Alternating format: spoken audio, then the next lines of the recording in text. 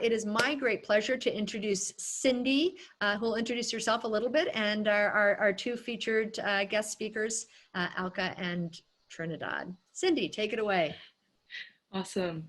Well, nice to meet everyone here virtually. I'm Cindy. I'm a junior studying media studies and psychology, and I am so excited to introduce our two guest speakers today for the Newton series, Alka Roy and Trinidad Hermida. Personally, I became so excited when I saw that not only are we getting the opportunity to hear from the experiences of two powerful women tackling the world of business, but moreover that they would be sharing how they fight for important matters in this field, diversity and ethical innovation, especially in the gaming industry. Trinidad Hermida currently serves as the head of diversity and inclusion at Niantic, a software company that started as an internal startup within Google and is now known for its mobile games Ingress, Pokemon Go, and many more.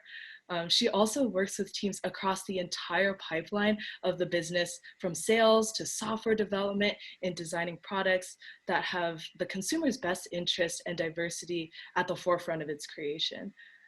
Previous to this role, Trinidad worked as a product manager and product program manager of diversity and inclusion at Dell EMC. And Alka Roy, our second guest speaker, is the founder of the Responsible Innovation Project, a groundbreaking initiative that takes care to explore the impact that today's artificial intelligence innovations have on our everyday lives, which I think is the coolest thing and is increasingly important in today's age. In a similar vein to Trinidad's work, Alka also works to hold leaders in the tech industry accountable in the work that they do to advance our world in this digital age. So Alka is the one who ensures that the essential pillars of privacy, security, trust are all maintained within the tech space. In particular, Alka also spoke at one of the largest gaming developer conferences recently. Previous to this project, Alka worked as the Director of Technology and Product Development at AT&T, and today she also serves as a board member for the organization How Women Lead, and continues to mentor startups, organizations like UC Berkeley, and Women in Tech on Responsible Tech, data management, human rights, inclusive innovation, and so much more. So I think that it's clear that if there's one thing neither of them can do, it's that they can't be put into any singular box. Both Alka and Trinidad work tirelessly across disciplines and communities to bring people together for the betterment of society and constantly expand their reach to further their impact in the tech industry. And so today they come together to converse with us about their work surrounding inclusion and responsible innovation in the world of tech. But specifically, they both have expertise in the gaming industry as leaders in the work setting and speakers across the country. And that's where we'll be starting our conversation today. Wow, Cindy, that was phenomenal. Well, here, I've got my sound effect. That was beautiful. Well, thank you, Cindy and Sweta, Rishi, and Victoria for organizing this, inviting us. For Trina and I, we're in the Bay Area. The sun has finally peeked out from the smokes a little bit. So we're holding hope. So everyone, I hope you're all safe and healthy wherever you are. I know we all have our local and global challenges and something that we are navigating together.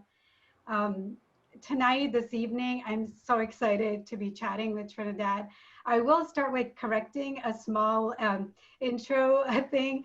I would have loved to be in that gaming developers conference because I have a lot to say about that, but it was really Trinidad who did her thing there. But she and I are gonna figure out how to partner, and you'll hear more about it later.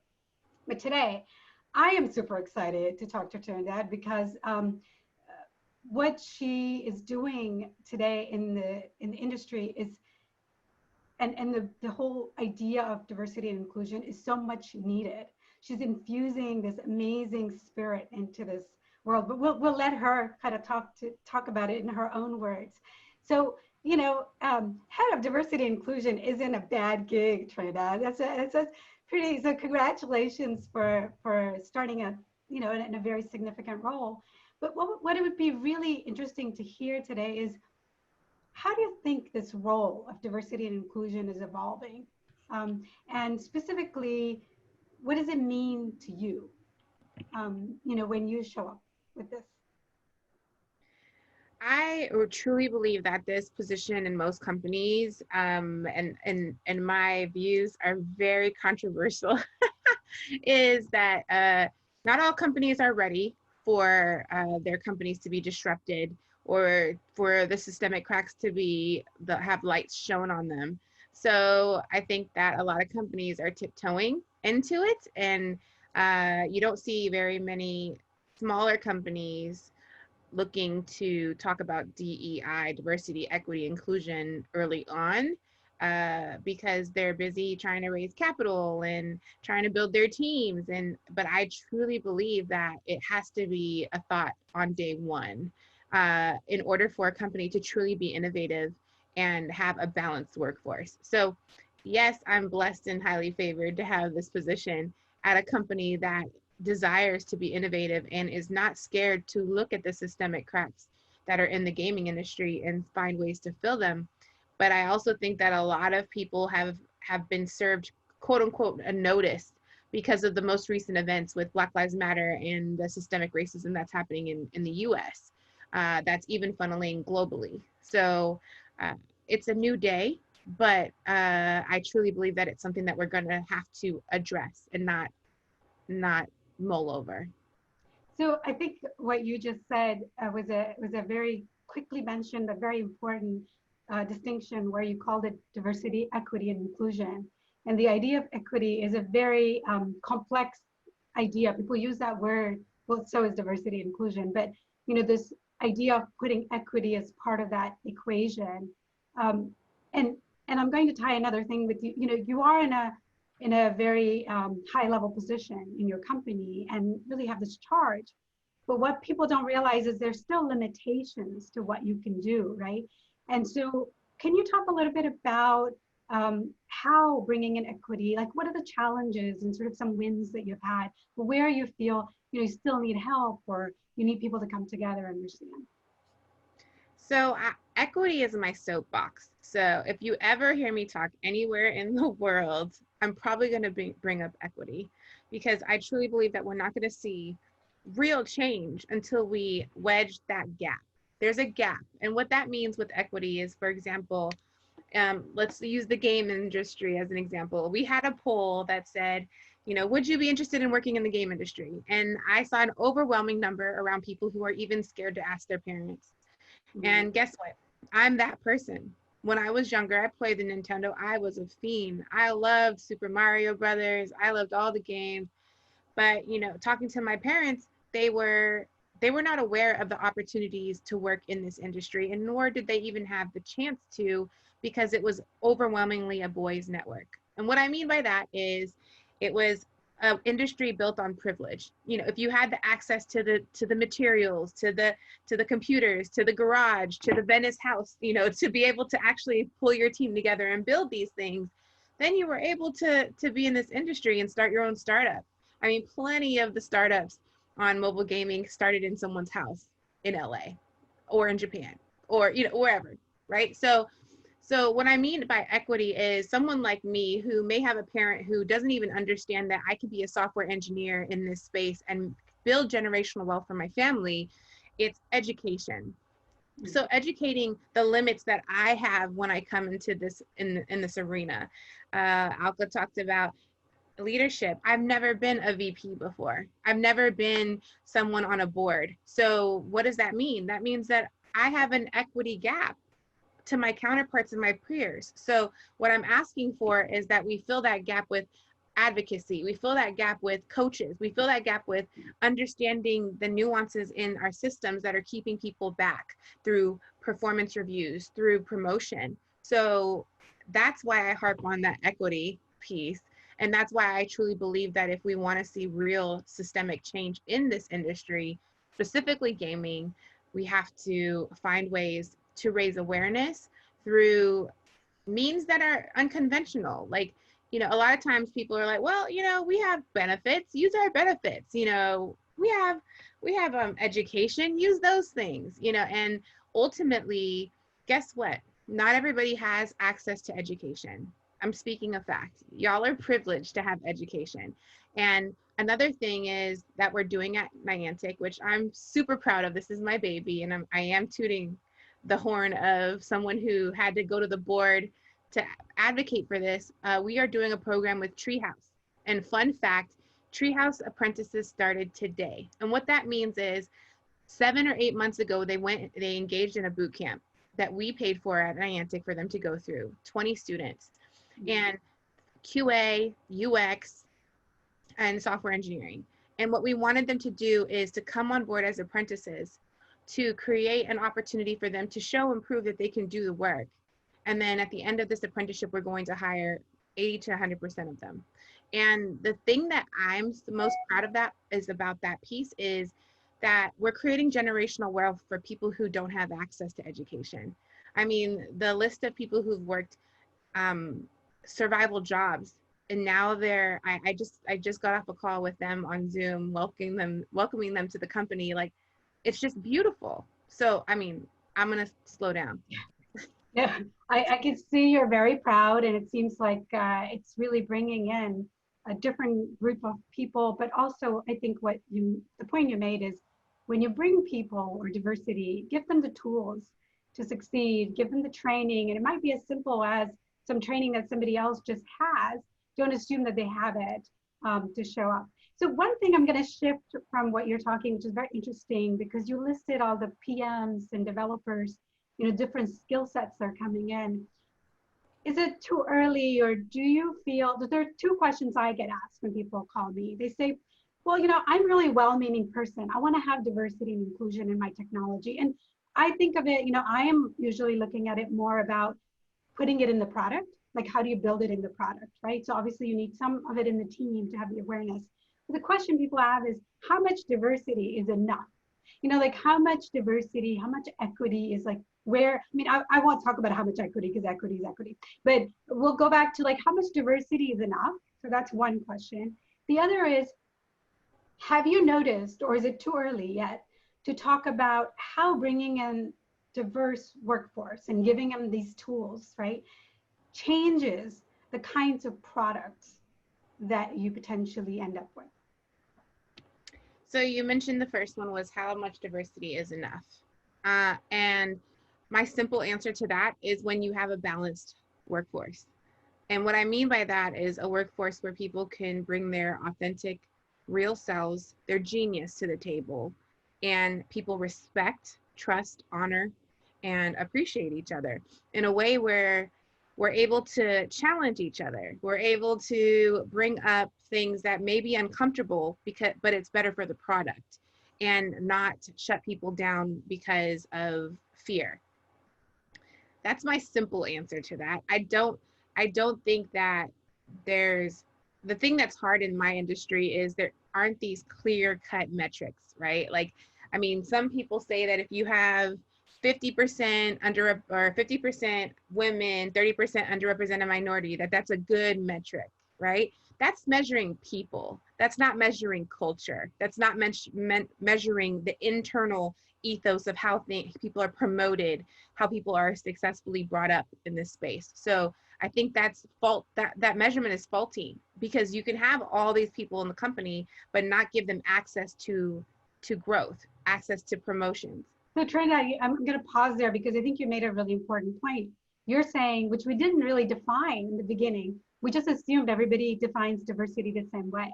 But really what you're doing is you're saying diversity is a more complex, an inclusion, and people have all these definitions for it. Do you think it's helpful to kind of define that? Like for where I sit, I find cognitive diversity in the tech world missing. Like, people might look different, but they come in and they come with the same sort of, like, rule sets, and they're like autopilot because they know how to succeed. I know I've done that as well. I know exactly what to say, to get an idea across, an idea sold, and my product built. So we start talking about having cognitive diversity, and then the cost to having that diversity show up. So, like, for example, you brought a group of people in and they're thinking differently, and you've given them tools and skills, right? Now they're speaking up. Maybe they're saying, oh, that doesn't feel right, or, should you be, but they're already in a minority or like a small group that have come in through this program, and they're so thankful to be part, having a seat at the table.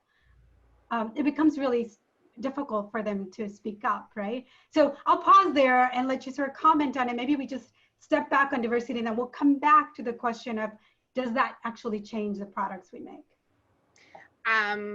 Let's talk about, does that change the products we make? Because there's so much, an overwhelming amount of data. If you just Google, why is diversity and inclusion a business imperative? There'll be several articles. Harvard Business Review just had an article on why a D&I practitioner is important for companies. It affects the bottom line. So pretty much, if you have a balanced group of people creating a product, that product's just going to be more innovative. It's going to be more foolproof. It's going to be something that you can put out and it's going to touch multiple lives. We've seen fashion. We've seen some fashion faux pas in the past with H&M and with Gucci, where if they had a balanced team when they were creating these articles of clothing, I'm pretty sure someone would have said, that's a cultural no-no. But because they didn't, through all the gates, through all the channels into creating these products, not one person, and who knows, we don't know the backstory. There may have been one person who said something, but they weren't powerful enough. They didn't have enough autonomy, or maybe they weren't respected on the team. And now they have to do this whole media uproar, they both have chief diversity officers now, right? Why? Because they want to bring in someone who is a professional to come in and say, hey, this is the system that you have, and these are some of the faulty things in it. So I am a strong believer that if we have a more, and I say balance because balance does not mean that we have like a certain number. Balance could be like, if you have a team of all Australians in Australia, that could be balancing out with Indigenous people from Australia, or people who are in that region, that could bring and bridge the gap. Maybe we stay with that for a minute. So, gaming industry is, it's interesting that you've picked a fashion industry to show an example, because gaming industry is full of examples. I know. Whether it's you open that door to that. I am entering now. There's been Gamergates, and there's been all kinds of interesting things, and we don't have to necessarily go and get emotions flared up, but really people are very passionate about their games, right? There's a culture of gaming, and one of the parts of the culture is that people don't want to be told what not to do, right? Because it's like kind of the rule setting and the breaking of the rules, and they want full autonomy of trying to design any kind of character, whether it's violence in the game or misogyny in the game. There's been a lot of discussions about that. Do you think diversity and inclusion is a path for it, or do you think that's just a limited path, that there's a larger structural change needed? And maybe this is where your Gamers Developer Conference, the topic you shared could be leveraged as well. But what do you think about that? So the topic that I shared at the Game Developers Conference is how to disrupt the game industry starting from square one. And I do talk about accessibility. I do talk about character development in that talk.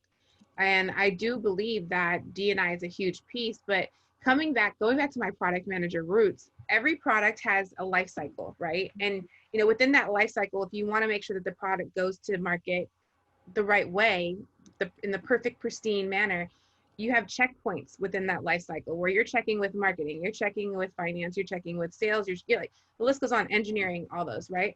And my approach to this topic of how our games are touching our people and our players is, we need those checkpoints. We need the right questions at those checkpoints to give ourselves accountability around, are we really thinking about the people who are going to be playing this? What is our focus? And who is our, in the game industry, we call it a persona. So who is our persona? Do we want to make our persona a young Black woman from the inner city? Do we want to make our persona a gay white woman from Chicago? Whatever your persona is, that's the one thing that's your true north that you're looking at. all the time while you're developing the game. And so I brought up the question, recently of why don't we make our personas a little bit more relevant to our people, and doing the polls and finding out what our majority is, because right now our majority is the minority when we see in gameplay. And I truly believe that if we take time to look at that system, right, that system all the way up to how we even green light games. And what that means is when we say go, okay, we're going to build a team around this to build this game.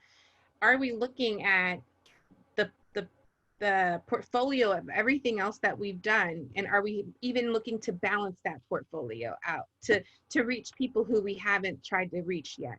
And one thing I like to be very transparent is I know that within Pokemon Go we have like very limited characters. It's like it's a skinny person, and recently, because she's my friend, Daphne LaRose was the engineer that put in shades of skin color in there, which that wasn't even there before. We have a long way to go. And that's something that I like to be very transparent on. We're talking about it. We're talking about how do we implement more accessibility into our platform. Our platform's not accessible. And those are things that are important and imperative to DEI moving forward in the game industry, because our players are asking for it. This generation, sorry. Yeah, no, I think the way you just framed it is so important, because, businesses, I think what you're doing is you're saying it's really your demographic. If you want to expand your user base, right? If you want to appeal to a larger user base, you do the basics of good design thinking, good product design. You think about design with personas that are more expansive. So it's not really even that you have to necessarily infuse a brand new language to tech making or design. It really is to thinking about expanded, wide set, and you bringing in D&I, like you bringing in people who think differently, who literally will say, well, that doesn't represent people I know, and I would love to play the game if it was different. And I think this wasn't something I was going to talk about, but it just occurred to me, so I'm just going to mention it, and you can decide to go through it or not. But one thing I noticed is during these COVID times, more and more children, right, younger people are on the platform, and they're using games as their sort of social, and doesn't mean that you have to be younger to do that. I'm not about ages, and so anyone can do that, but there's a huge set of younger, like 5-year-olds, 4-year-olds, 7-year-olds, who don't even understand what internet is and what data is and what's happening with, like when you comment on something, playing these games now. Have you kind of been looking at it, and Niantic, or generally about the impact that this could have, or like what things we should build into our products? Or so I can't talk about future products that we're in the go with, but like there are some future products that address our younger generation. But here's a personal note. I went to my friend's house the other day, and her daughter was playing a video game, and it scared me so much because I heard her chatting on the video game, and I realized this is a children's game, but they're talking to each other live. And I was like, what in the world is going on? And I mean, obviously it's a children's game, so her mom feels safe that she's playing this children's game, but I'm just like, what are they? And I'm thinking from my game developer hat, what on the back end are they doing to make sure that they gate, to make sure that all these people on this app are children, and all these different things. So I do see a need for, gaming is one of the most innovative spaces right now. And for all y'all who haven't thought about possibly getting into this space, I implore you, charge you, empower you, challenge you to think about it, because it's $1 billion industry. And to talk about the future generation and how they're going to engage, gaming can teach you new lessons. Gaming, you could gamify anything and make it fun. And a lot of our children these days are looking for ways to learn, but in a fun way, especially if we're stuck on Zoom all day long.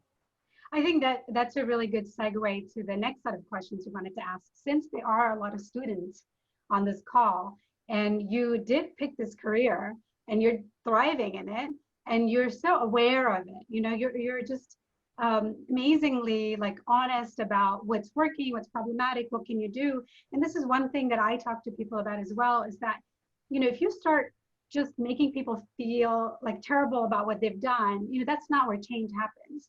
It's going to take steps, and you give people sort of a benefit of the doubt and say, okay, I'm giving you this additional, talk about diversity and equity. Will you take it? Will you be open to it?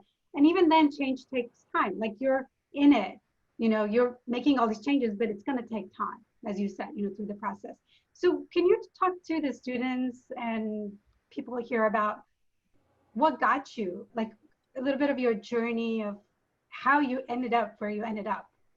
The faster version. The fast version, right? Fast version is I had a really weird plan to be a biochemist and create drugs, drugs for people, and it didn't work out. I ended up. She means legal drugs, everybody. Yeah. Legal drugs, yeah. Wink, wink. No, I definitely had a plan to do some things that were questionable in my future. And I hit rock bottom at one of my colleges because I got in trouble for being in the lab when I wasn't supposed to and doing some questionable things. And so I found Jesus at that time. And when I found Jesus, I went to Bible college, went overseas, became a missionary, then came back, and I was like, I really want to learn more about the Bible. So I went to seminary. I got my master's of divinity at Gordon Conwell out in Massachusetts. And then while I was doing my degree, I was working in multiple fields. I was in medical. I worked at Mass General. I worked at Beth Israel Deaconess. And then I went into guarantor loans. I was all over the place. I went for my doctorate. And when I went for my doctorate 3 years in, I decided, why am I doing this? I'm doing this so I can get recognition from everybody else. Please, let me stop. So I walked away from a doctorate. I don't recommend that for everybody, but it was liberating for me because I needed to recognize that I already had the information that I needed. I just needed to put it into action. So all through that, while I was doing that work, I've always been passionate about bringing people together. And so at one of my jobs, I worked for the CEO. I was like, hey, I want to bring all the women of color to this conference. Can you pay for it? And he loved me, so he paid for it. And at that conference, I met my future mentor and boss.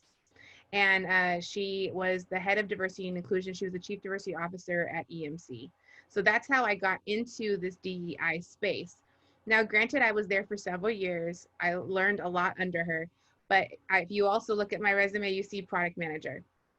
The reason why I went to product manager is because I felt like nobody respected the DEI space. And I was like, I want to make money and I want to have generational wealth for my family. So I pivoted to product management where I was successful. Everybody loved me, but I hated it. And so at that moment, I had to make a choice. When was the last time I was genuinely happy using my gifts and empowering the people that I care about, which is my company? And that was when I was at EMC in the DEI role. So from that moment on, I only looked for DEI jobs, and that's how I landed at Niantic.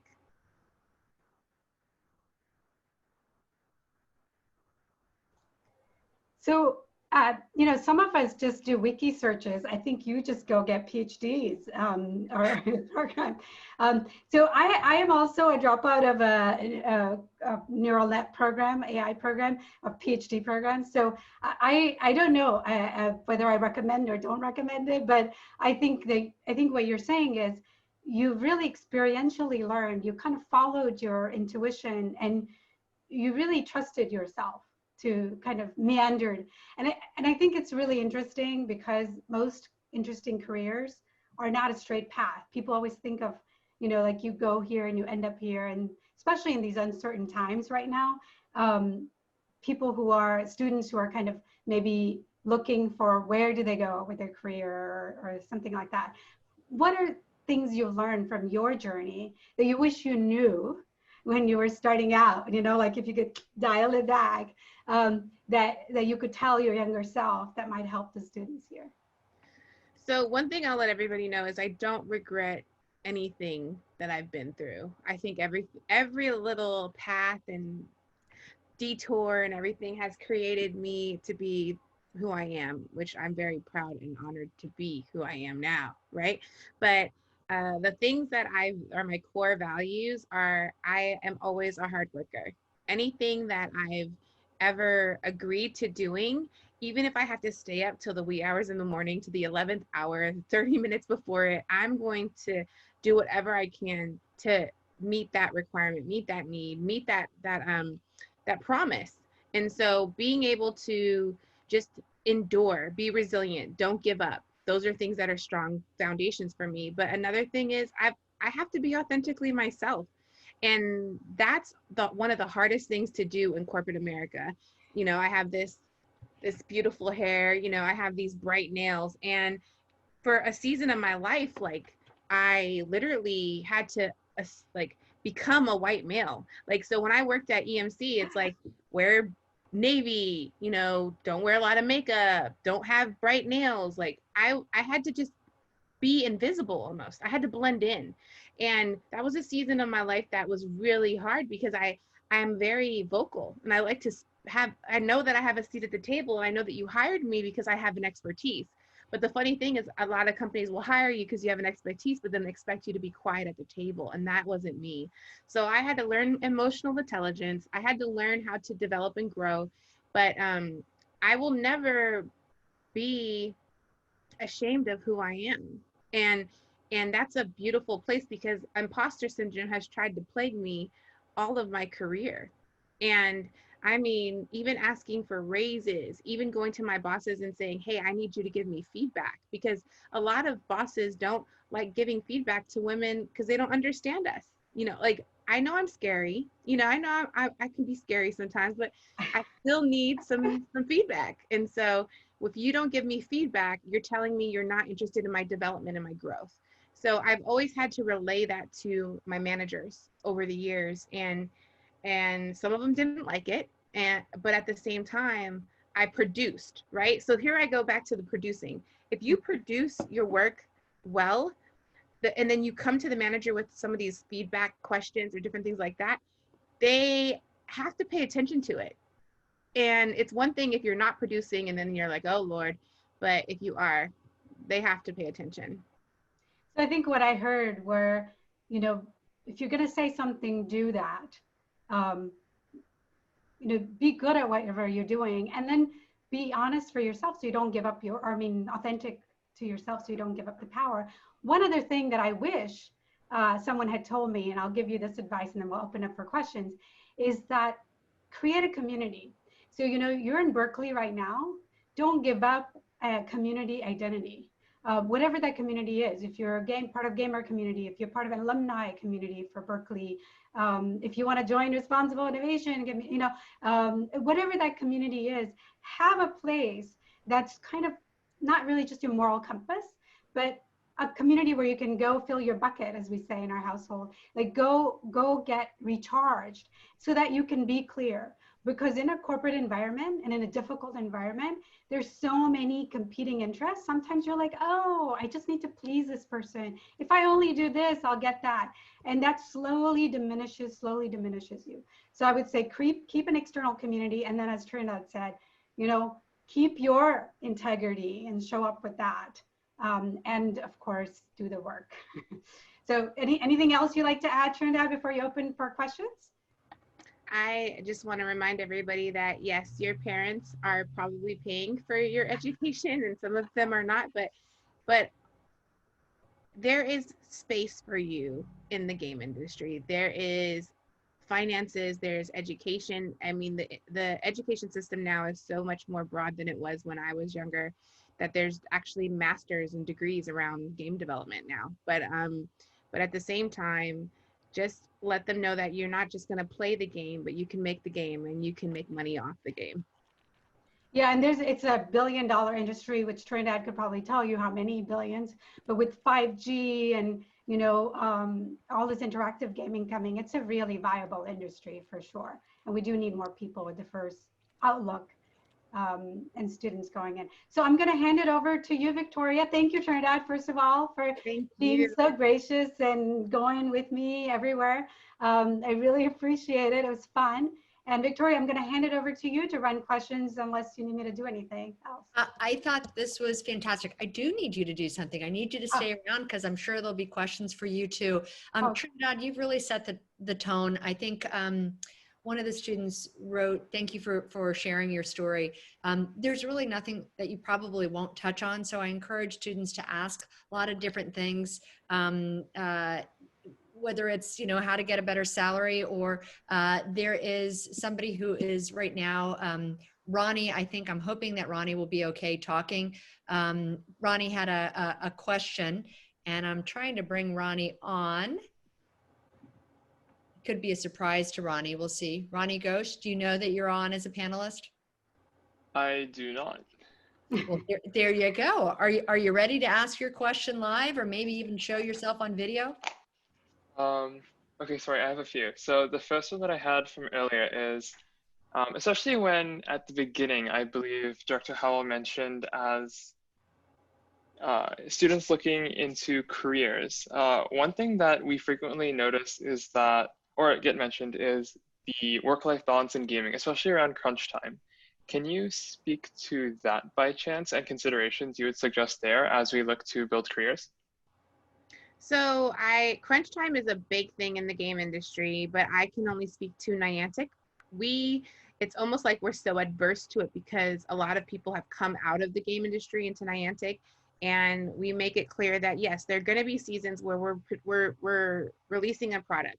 So if you've ever done like a major production, you know, you have to get in that war room where everybody, when it's launch time, we're all in one room and we're like, dun, dun, dun, dun, all right, what's going on? What's the stream? We have all the screens up, and we want to make sure that the bandwidth is good. We want to make sure that the product's going well.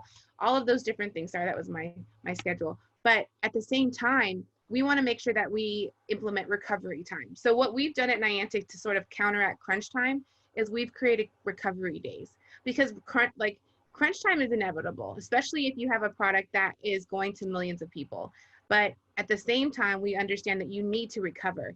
And after that product has launched, those couple weeks after, I'm not saying you have a whole week vacation, but depending on how many days you're in crunch, you'll have an opportunity for recovery. But again, not all companies have that same philosophy. I would just literally, if you're interested in applying to some companies, bring that up in your interview and ask them, what is your thought process around this, and how do you empower people to have a balanced life here? Sounds good. And then second question. I noticed you mentioned earlier that you really found a manager that you meshed with at the conference, your EMC director. For many of us, when we do interviews, we only see like a few phone calls and then maybe an on-site, and then we'll talk to a manager once for like 30 minutes. What would you suggest asking there to really dig in that this person is invested in our growth, as you mentioned? Usually at the end of interviews, they'll say, do you have any questions for us? Now, those questions differ from each person in this room. And something that's near and dear to me is obviously I'm usually applying for DEI roles, but it's how are you empowering the people to bring their authentic selves so that they can bring their genius to work. And what I mean by that is I truly believe that if we feel comfortable coming to work, we're going to get the best. You're going to get the best out of me. I'm going to give you all my innovative ideas. I'm going to give you my thoughts that I've had in it as dreams, so to speak. But if I don't feel comfortable doing that, I'm keeping that all to myself. I'll do a good job, but I'm not going to give you my great innovative thoughts. So I honestly think that there's so many ways to answer that question, and I don't want to give just a flat line. Alka, do you have any suggestions on some questions that could be asked? Well, I could tell you I could tell you that I've tried to ask those questions. And first of all, I think what Ronnie's saying is sometimes you don't even get to meet the hiring manager in some of the interviews or further down the line. But I've started saying to people that this is very important to me. I'd like to meet my hiring manager. Could I have a few minutes with them so I can understand the culture? When you're starting out a job, you can't be, because people will move you around. So one of the things that I would say is ask as many questions in the beginning. At the end, the card will be dealt to you, or you might get reorged anyway. Like we got reorged every year or 2 year. One thing I've learned, I wish I had advice. I stayed with certain managers way longer than I should have. And I could tell you that as soon as you get a sense that that person is in it for you, or you don't match, or that you don't show up in their sort of radar value system, then start looking for options within the company or outside. Don't be, I mean, I may not have to tell that to people now, but I know that I wish I had left more and more quickly, because I kept thinking, oh, maybe if I just changed this, if I just, you know, tried harder, if I just gave him this report or her this information, they would be different. And they really weren't, and they took my work. So I would say move if you need to, ask the questions, but then, you know, just respond to the situation you get. There's no guarantees in the work environment what you can end up with. I have a question actually on a story. Alka, excuse me, Trinidad, I don't know if you'll be willing to share this or not, but the person who founded Niantic, or one of the key founders, is a man named John Hanke. John Hanke's a Haas grad. He actually started Google Earth with Keyhole, which was purchased by Google, and then he left Google. And he's, I think he'd be okay if I said this. He's a past speaker at Newton. He is a total nerd. He loves the computer. He's from Texas. That's a thing that he found himself with. He cares about people. He's fairly quiet. He's a white male. How did you feel him out as a manager? Any stories that you can share? Because he's also an incredibly vibrant genius. So as an innovator. I just want to start with, I absolutely love and adore John. He's been one of my biggest advocates at Niantic. And I truly believe that if you're going to bring in a person to head diversity, equity, and inclusion, they need to dot line to the CEO, period, and have to be aligned. Now, a fun fact, fun story, is in my interview for Niantic, I pretty much told John, if you are not ready to do this work, don't hire me. And my first presentation in front of the executive leadership team and the board, he repeated that story. And he repeated that story because he wanted everybody to know, hey, she's here, I hired her, so we're ready to do the work. So when you put yourself out like that, Trinidad, what would have happened if he hesitated? He wouldn't have hired me.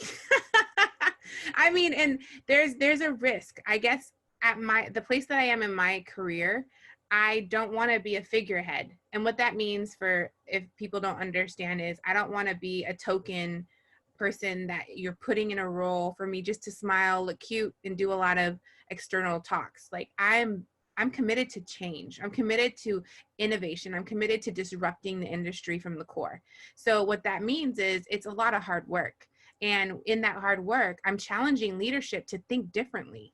I'm asking them to pull themselves out of their privilege and to look at situations with a different viewpoint and to understand the community that it affects.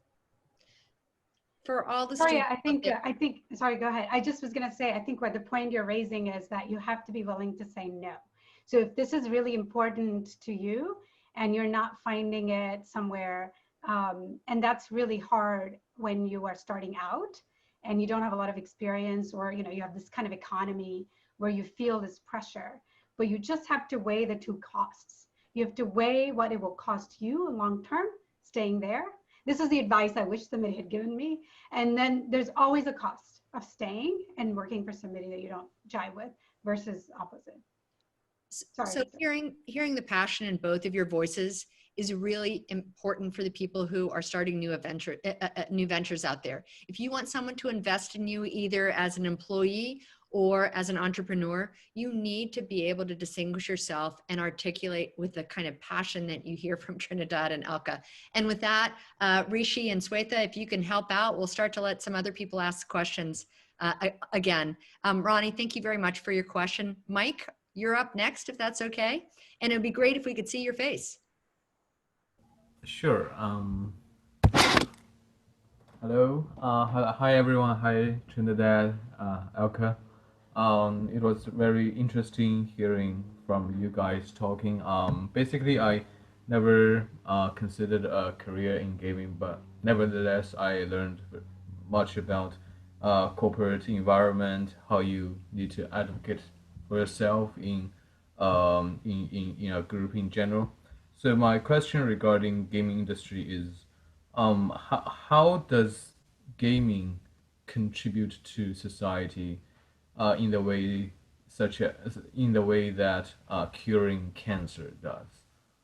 Mm, that's a good question. At the same time, as I think of my answer, I'll say this, that everything that we do should come from a perspective of how do I make this world a better place? And so not a lot of founders come from that. Some are very money driven and capital driven. And because the gaming industry is a big business, I will say that not everybody's there. But we do use gaming for education. We have used gaming to they've gamified surgeries, like, so ways of having to learn how to actually, so gaming can actually help surgeons be more effective in their surgeries. Gaming has been able to help autistic children. Gaming has, like, so I do see the social side of gaming, and a lot of people, it's not widespread, but I know a couple of startups that are trying to help with race relationships and giving games on how to walk down the street and not be catcalled. I mean, real life games. So it may not look like it's something that can change the world, but I truly believe that if we invest in building balanced teams that think about things that matter to all of us, we're going to see more in the future that's going to be more effective. I would just add that I think that we think in games and we learn with games. It's such a fundamental level. It is an underutilized tool. Like interview is a game. This class, this interview that we are having, this interaction is kind of a game. We have a set of rules. You know how you ask questions. Victoria set up sort of boundaries. If you start thinking about game theory, design, and models, it's all kind of a game, has a rule set. It may not be fun as something else. It may not be as, responsible. And I think that's what Trinidad is saying. And I think what I'm saying is that we need to show up and claim it back. And if we claim it back, we can do really great things with it.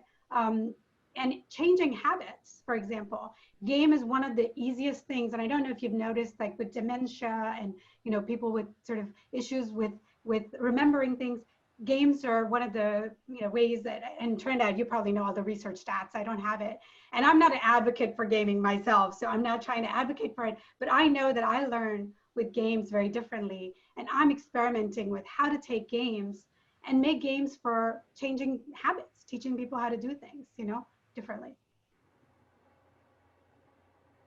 Thank you for that question, Mike. Kevin, are you ready to ask a question? Yeah. I just had a question. So I come from a background of kind of medical devices, and I especially know that kind of biases in the data sets that you train with and kind of unconscious biases that get embedded in software can lead to pretty disastrous results when it comes to releasing and really advantaging one group over the other. And I just had a question about how that kind of persists in gaming and what kind of checks and balances you might have to kind of root those problems out and deal with those problems as they come. I also think Alka has a lot to say about this because this is like her jam. Alka, do you want to take a stab and then I'll come back? Are you passing it? Okay. I got it. So I think I'll do that, and I really want to hear your answer too, Trinidad, because I really think that we should ask this question to everyone. So one of the things, Kevin, I'm so glad you asked this question, because I didn't get to ask this or raise this during our talk, was I've been in this industry for a long time, the tech industry and also machine learning, before people had this lens about calling things, problematic, and like it wasn't cool to do that. You were like the person people want to ignore, like when you raise those issues.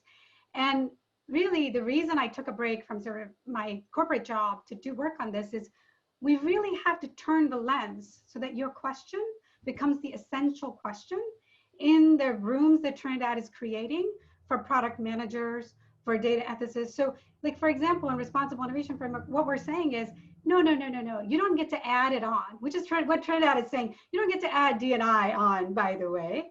It should be included, because if you didn't think about where the data was coming from, who did you collect it?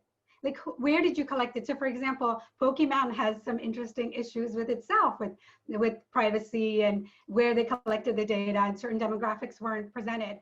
But it's a really big problem. And this is why I was interested in the question of Trinidad is, how diverse can you go? Because you've got to roll something out. You can't include everything all the time, whatever. But if you roll something out and you're transparent, you say, I included this because this is what my business goal was. This is the gap that I already know. I'm either going to plug it later, but I'm just telling you, I'm transparent about my gaps. So that's one methodology that we advise people, startups and ventures to do, is start with transparency, because it helps you to plug it in, later on as well. So I think it's an issue not only in gaming, but every field, as you mentioned, anywhere where data is involved. And consent is important, right? The same people who don't have a voice also keep getting, because they don't have a voice, they don't even know what's happening with their data. And now we're going to continents and taking their data and doing all kinds of stuff, right? So we won't go there, but we'll come back to Trinidad's point. But I really think this is something we all need to wake up and turn this into an essential part of how we make tech, so that it becomes, Berkeley should have it in their education. That's what I'm trying to figure out with Victoria. Like, why isn't responsible innovation, like data X should have, how do you clean up your data? If that course doesn't exist, you all as students should say, hey, you're not showing me how to collect clean data. How am I gonna go show my company where I go in how to do it if my university isn't gonna teach it to me? I might have crossed the line here, but anyway. So I would say, wherever you are, you can be an advocate and trust yourself. If you think something is wrong, ask the question. If someone gives you an unsatisfactory answer, that means something is missing. Probe, right? Critical thinking, that's what it is. Go ahead, Trinidad. I'll stop because I could. No, I told you this is your jam, and I want to just give an example. We are an AR company, and if anybody knows anything about AR, it's cutting edge. There's not a lot around it, so it's about collecting a lot of data. You're collecting data of real life things, right? To then project it into the ethos of cyberspace, right? That's my way of explaining it. So at Niantic, we've made it clear that we want to make sure that our data is balanced, that we're looking at, recently we're trying something new called ARDK. If you play any of our games, you've seen like real life battles that are in the games now and different things of that nature. And I talked to the AR team, and they had to put a call out to our employer resource groups. They put a call out to our employees and said, hey, we need a group of people who are willing to be scanned, be filmed, doing real life things like walking. I'm a plus size woman. So like, I was like, are you getting short, tall, fat, skinny, light skin, dark skin? You need all of that data, because AR right now I was blending in with the background. And so they're working on that stuff to make sure that I too can have the same experience as my female counterpart who may have lighter skin than me. So these are things that are important in the AR, in the innovative space, and in technology. So thank you. I think that was a very great question. And I think I agree everything with Alka said, that it's something that we need to be more aware of. And Kevin, I just would add that it's not just AI, location data. Like it's even, like it's any place where you make a decision around technology, that data it can be biased, right? So location data, where did you collect the location data? Which areas did you collect? What are you missing? What extra effort do you have to make?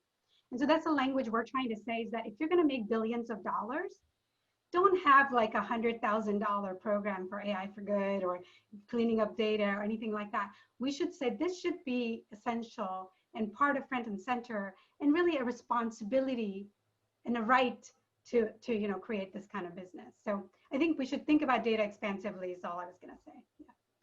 Yeah, definitely. Thank you. I think Kenza actually has a question that follows up. It goes a little bit more into gender. Kenza, you want to ask your question? Kenza Zahidi? Yes. Hello. Hello, Trinidad and Alka. Nice to hear your talk. The question I have is how to advocate for yourself as a woman in the workplace, and also how to step foot into the diversity and inclusion field. Thank you. Alka, do you want to take the advocate for women and I'll take the D&I piece? I love this. Why Okay. don't you start? I'm kind of tired of my voice. Okay. Well, D&I. So I'll say this, like D&I is like a hot topic right now. And a lot of people are like, oh my gosh, I want to do DEI work and don't have any clue how to get an education around it or how to become a practitioner. Let me tell you some of the things I learned the hard way. DEI is very big on change management, on organizational development. If you don't know what these things mean, write them down and Google them and figure it out. But and what it means ultimately is you have to be able to have relationships. You have to be a relationship builder, be able to go into systems of people who are very tightly wound and don't want to talk about something, and sort of take the can opener slowly and open it and meet them where they are. So I'm a relationship guru. I'm very big at like building relationships. When I first got at Niantic, I did what was called a world tour. So I met with all of the key stakeholders, all of the key leaders, and I sat with them. And my first question was, what's your opinion on the state of DEI at Niantic? What do you think I should focus on? What's your burning platform? I wanted what their thoughts were. I know what I think. I know what I can conclude to in the end, but it's mostly about listening, seeing, and then also taking these allies and these advocates and these people within the organization and saying, can you help me look at the systemic cracks in your department? Can you help me look at the systemic cracks in your org? And then walking with them hand by hand, side by side, to find ways to build that. I think the best way to start is, if you're a researcher, if you're someone who like has fun with numbers, is to do research. Get your own like passion, whatever your passion is around DEI, hone in on it and start to research it and write about it, document it, show the world that you know what you're talking about. And once the world sees that, wow, this is something I've never thought of, and I don't know how, you have a point, they're going to start to pull you in. If you want to take the conventional route, you can go to schools like Cornell. There are DEI like certificate programs out there. I'm sorry, I said Cornell, or I don't know other companies or other schools, but I know for me, I don't have a conventional education. My education's in theology. But see, I was able to take my theology education where my focus is mainly on people. And I tell companies, your people are your prized possession. Your people are going to be able to develop your product. Your people are your capital. And so if the way you treat them is the way that it's going to affect your product. And so if you're interested in DEI, there are several organizations. Again, I'll say this on this call, I know there's a whole 379 of you, but if any of you are interested in talking more about this, I have a LinkedIn, you can reach out to me, we can talk about it, because I'm big on like helping with information. So if I have the information that can help you get to your next step, I will. And ultimately, I truly believe that if you have a passion around this, you have to learn how to engage. And sometimes that takes making the first step, which is maybe more of like an entry level, and working under a DEI leader that you respect, and allowing them to sort of feed you with some, like, you just have to watch them. My first boss, I literally wrote her emails, wrote her speeches, did all of her, I did everything. And honestly, that was the most hands-on learning that I've ever had in my life. Thank you. So I would say everything Trinidad said, I think transfers to gender in a way as well. If you're trying to go into the DE&I space, I love it. I'm just going to say DE&I from now on. I think gender is going to be less of an issue, and maybe Trinidad can differ, this is just my imagination. I have no data. I'm just like making stuff up. But I could tell you that in technology space is a little different. And then it depends on where you are. I think, again, I would go back to my earlier suggestion. Always have a community of allies, all types. Some of my biggest allies are men, white men, so it doesn't necessarily, anyone who sees you, right? Anyone who sees you clearly and has your interest in mind is your ally. So that it's a fine, you know, we can probably have a whole call on what's an ally. But I think that I'll start with a really bad advice I got from somebody. Somebody just gave me a woman exec because she was a woman. And she really wasn't interested in my success. She was more interested in making sure I was safe and no one would, you know, I would reflect well on other women. And it's such a, you know, because a confusing idea for me because I always think being a woman is an asset. So I've never felt like it's something I have to apologize for or, you know, compensate for. So it was everything that the advice I got, because I was young, you know, I took her advice. I felt she was well-meaning. I looked up to her. It wasn't really helpful. You know, she's like, do this, you know, she limited me in many ways. So we can have many of these chats later, but I would say, know yourself, the same advice that Trinidad gave before.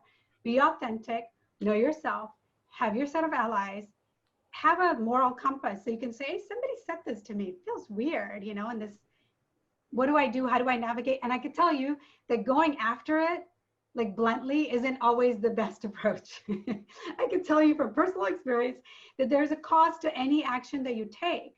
And you have to just know what cost you're willing to pay. How big a deal is it? But always stand up. And this Radical Candor has this book too. Stand up, make sure someone's there to support you, you know, because then your voice is louder and it will be heard.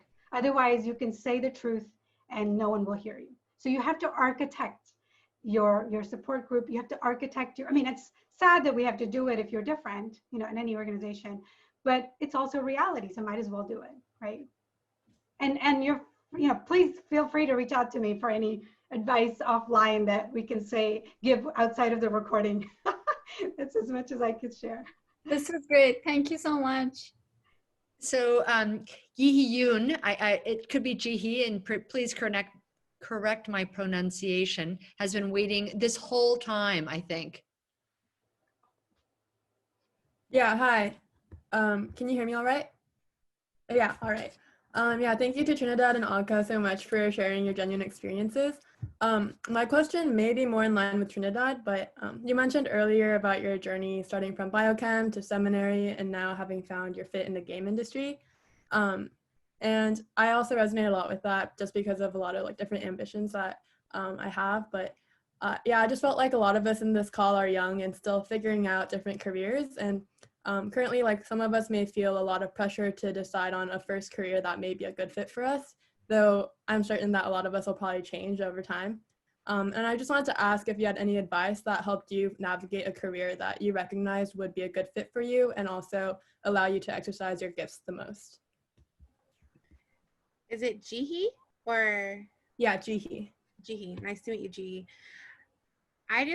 My advice is not conventional, and I always feel weird saying this because I'll say this. I'm an ENFP, and what that means in Myers-Briggs is that I'm not the majority. I'm a minority, and what that means is I lead with my heart.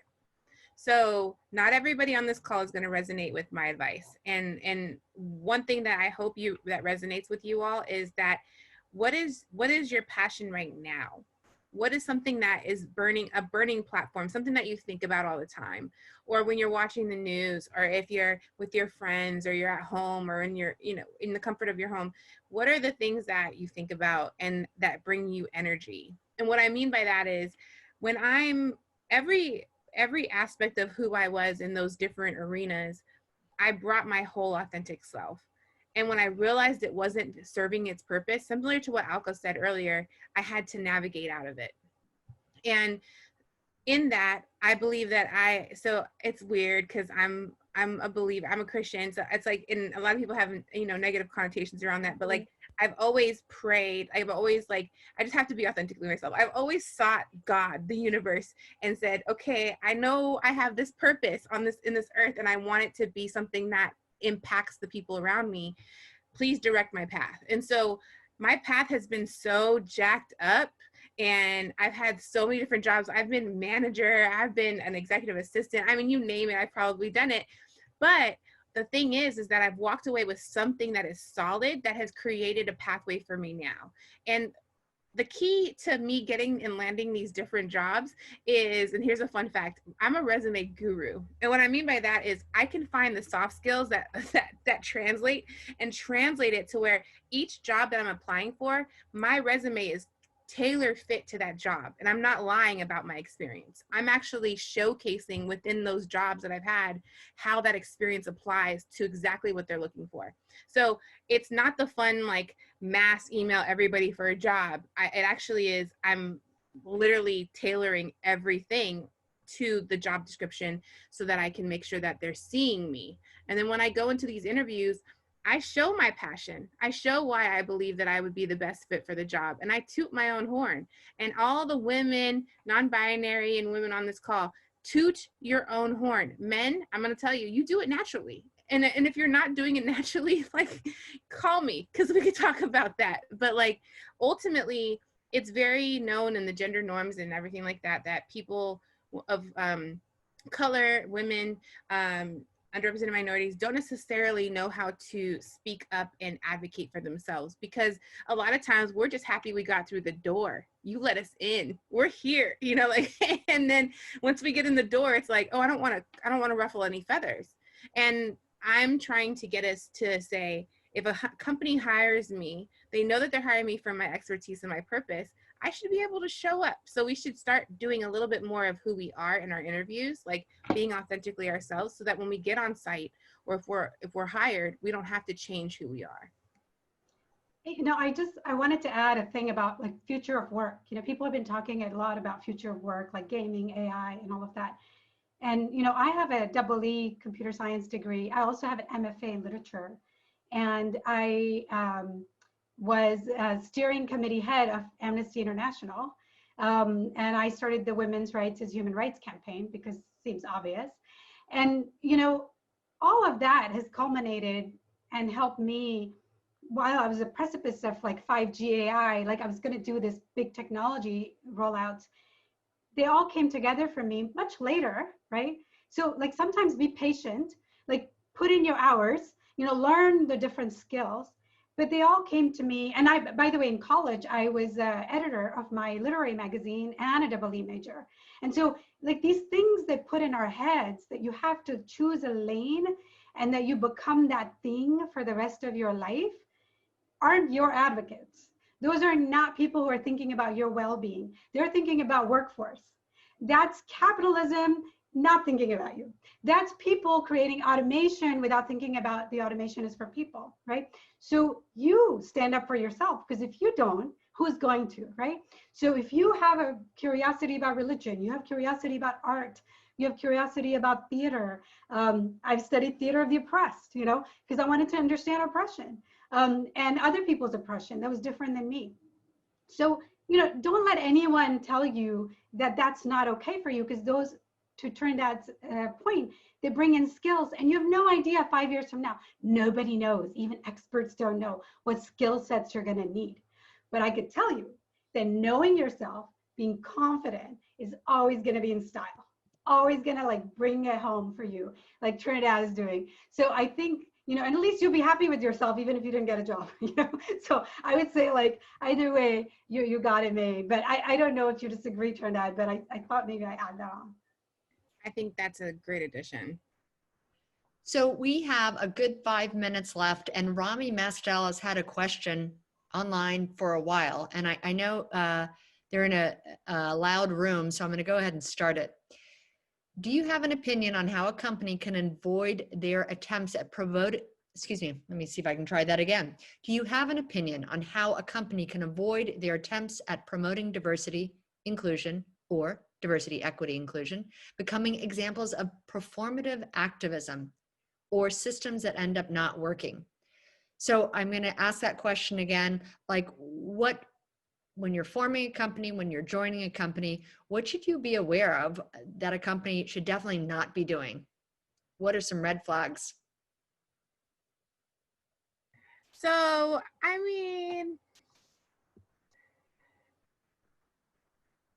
I have so many opinions on this and it's not going to fit in 5 minutes. So hit me up. We can talk about it later. But I think that all companies should check their intentions around what they're trying to do. We see the Black Lives Matter commitments that have came and sprung up over the last, I like to call out the elephants in the room, just to be honest. I'm a very direct person. Not all of them were with the right intention. Some of them were almost like they felt like they were backs against the wall and they had to do it or they would be ostracized publicly. Now, the way that you differentiate those things is, especially in the game industry, we have someone who I highly honor, and her name is Nika Noor, and she works with the IGDA Foundation. And she took every single Black Lives Matter commitment statement that was made by a game head, and she emailed them all and said, hey, I'm just going to check in with you in a couple of months to see how your progress is on this commitment. And so what I mean by that is accountability. And guess what? The power of the people. If we see something stated externally and it's been made a public statement, as people, we can come together. That's why I say to my ERGs, you're a business resource group. You're not an employee resource group. You're a business resource group, because you're a collective body of people who work here. And you are a deciding factor. You have equity in this company, right? So you're a business partner. And so saying to you that, yeah, I could talk for days around the performative piece, but I'd like to focus on the accountability piece, because they could slip up and do something with that intention, but we as a people can keep them to that intention, meaning we can shed light on what's progressing and what's not. So that's my short piece. Oh, and that was really quick. I'm sorry. I thought I was going to be long-winded. That's great, because we have 3 people, I think, who'd like to ask a question. I'm wondering if Arda, I'm not sure, Arda, that you've had a chance to ask your question. Hi, yeah, can you hear me? Yes. Okay. Hi, Alka. Hi, Trinidad. Thank you so much for being here. So imposter syndrome affects so many students at Berkeley. For me, I feel like I doubt myself in my computer science classes and feel discouraged when I compare myself to other students. Do you have any advice to students who want to overcome feeling like an imposter in our challenging academic environment? I want Alka to start and then I'll finish. I love that you threw the easy ones, you know. Well, I tell you, I don't have a prepared answer for it, but I could tell you that it doesn't go away. You feel it all the time. And I think what helps is to just say it. What I've noticed has been really refreshing for me is I just go in a room and I say, you know what? I know AI, but I don't know this. I'm not, expert in robotics and this. I make a big list of everything I don't know. And it's really my talk, right? And then people become really interested. They're like, but you really know conversational AI. You really know this thing. So I think this, the voice that's telling us that we're not good enough or that we don't know something has been a voice that is other people's voice for a long time. And it starts actually when you're very young. I'll send you a link. It's an amazing link for managing that. So it probably started well before Berkeley. But being in the Bay Area and being at Berkeley or Stanford doesn't help because everyone's doing a startup. They're like, well, is your startup really, like, oh, you're a freshman and you don't have a startup idea? Like, what are you doing here? And so there's a lot of high expectations. But what you have to ask, to Trinidad's point, are those your expectations? Is that you? Because if you're being honest with yourself and you're being honest with other people, you literally kind of quiet down those voices, and the thing that's lovely and powerful about you shows up. And guess what? That is worthy. I always tell people I mentor, I say, you are worthy because you exist. Now, don't lie about what you can do or not, but you're worthy because you exist. Now say, what can you do? What do you have to learn? What can you do not yet? And then you can start. That's how all my mentoring session, my coaching sessions start that way, because we kind of have to start that way. So if you can do that to yourself, in front of a mirror, if it's too much to do it with a professor, then do it with a friend, then do it with another person. And then, anyway, that's probably maybe not a very commercially viable advice, but that's my advice. Yeah. Turn that. So just to piggyback off of that, I want to say a couple things. I want you to know that the feeling is normal. you're not the only one who's feeling like that. And quite frankly, probably more people in the room feel like that than they'll admit. I want you to remind yourself that you've accomplished something, that you've set a standard, you've done the work, you've gone through the classes. Like you are doing the work. And if your work proves, the fact that you know things, I would go to the next step of telling a fan. We all have these little mini fans in our lives. It could be your mom, it could be your sister, your brother, your cousin, it could be someone on the internet. Tell a fan and say like, yo, I really feel like I don't know if I should be here. And that fan will flip the thing and tell you, what do you mean? You're supposed to be here. This is what you were called to. This is what you were made for.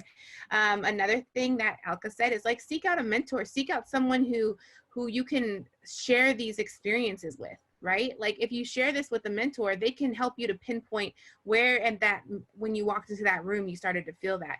And another thing that I tell people is teach. If you can go back to teaching and taking your skill, it builds up your confidence. Like, because if I'm telling people how to do these things and I know that they're learning, and then you're going to tell me that I don't know what I'm talking about, please. I should be here. You want me here. I'm actually going to add value to your company.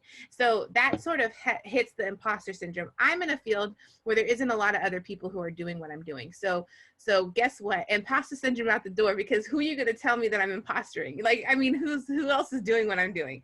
And the people who've done it, obviously we can look at our tech companies and see, what's the definition of insanity? Doing the same thing and expecting different results. So if anything, there's a bunch of us out in this world right now who are trying to make a difference. And so instead of feeling like we're imposters, we're coming in and saying, let's work together, because this is more difficult than anybody ever thought it would be. Trinidad, I'm going to end with you and ask you a question from Natalie. Or actually, Natalie, would you like to ask the question?